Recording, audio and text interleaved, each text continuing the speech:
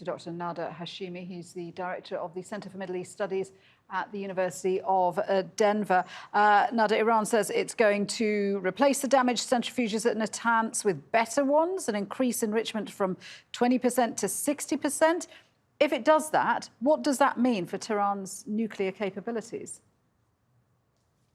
Well, it means it's slowly getting closer to producing enough enriched uranium to produce a nuclear bomb. It also means that the prospects of a diplomatic resolution of this issue become much more remote.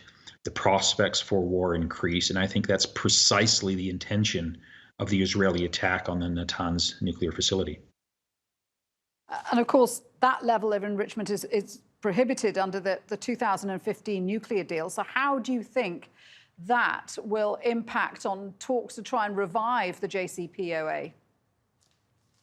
Well, it makes it much more difficult. I think the issue here is not really the level of enrichment, because most nuclear experts agree that even though Iran is committed itself to enriching uranium up to 60%, that can easily be rolled back if there's a nuclear agreement. I think the bigger concern here is that the United States finds itself caught between Israel and its commitment to a diplomatic resolution of this conflict with Iran, and it has to now make a decision. It either has to rein Israel in or risk the complete collapse of these talks in Vienna, and that will officially end, the Iran nuclear agreement. It will be over. So that's the bigger challenge here.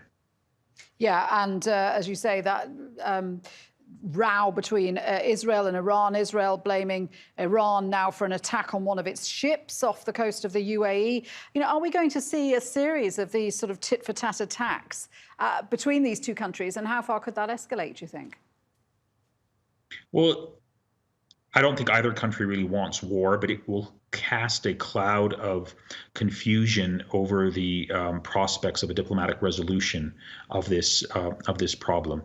It's important to point out, whatever you think about the regime in Iran, and I don't think very much of it, they had to respond in this way, because if they didn't respond, that effectively invites more attacks on Iranian territory.